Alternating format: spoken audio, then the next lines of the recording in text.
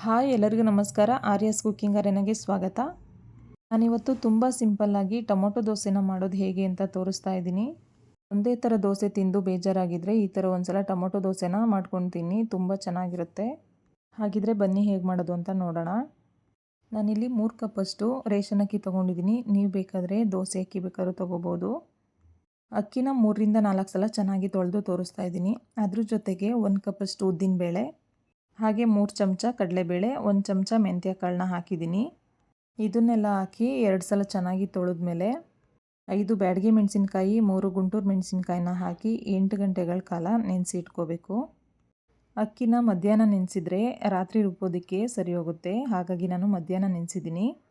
ನೋಡಿ, ಅಕ್ಕಿ ಎಲ್ಲ ಚೆನ್ನಾಗಿ ನೆಂದಿದೆ. ನೆಂದಿರೋ ಅಂಥ ಅಕ್ಕಿನ ಒಂದು ಮಿಕ್ಸಿ ಜಾರ್ನ ತೊಗೊಂಡು ಅಕ್ಕಿನ ಹಾಕ್ಕೊಂಡು ಸ್ವಲ್ಪನೇ ನೀರು ಹಾಕ್ಕೊಂಡು ಚೆನ್ನಾಗಿ ನುಣ್ಣಗೆ ಪೇಸ್ಟ್ ಮಾಡಿ ಇಟ್ಕೋಬೇಕು.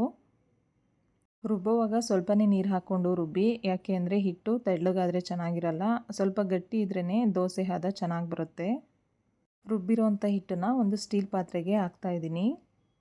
ದಿನ ಏನು ತಿಂಡಿ ಮಾಡಲಿ ಅಂತ ಯೋಚನೆ ಮಾಡ್ತಾಯಿದ್ರೆ ಈ ಥರ ಒಂದು ಸಲ ಟೊಮೊಟೊ ದೋಸೆನ ಮಾಡಿ.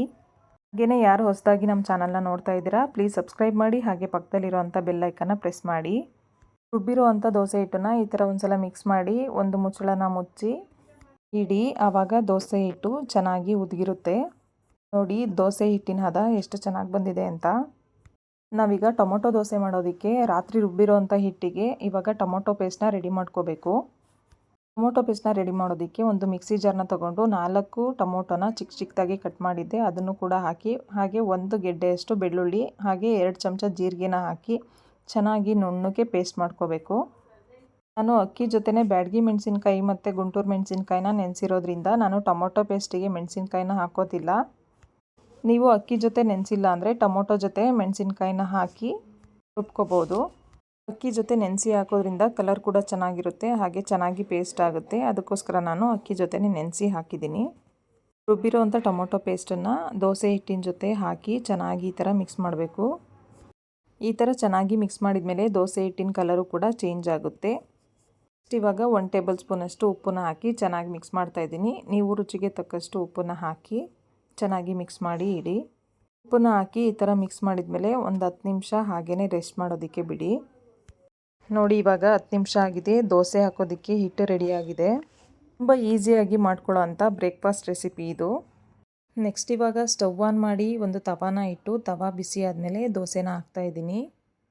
ದೋಸೆನ ಹಾಕಿದ ಮೇಲೆ ನಾನಿಲ್ಲಿ ತುಪ್ಪನ ಸವರ್ತಾ ಇದ್ದೀನಿ.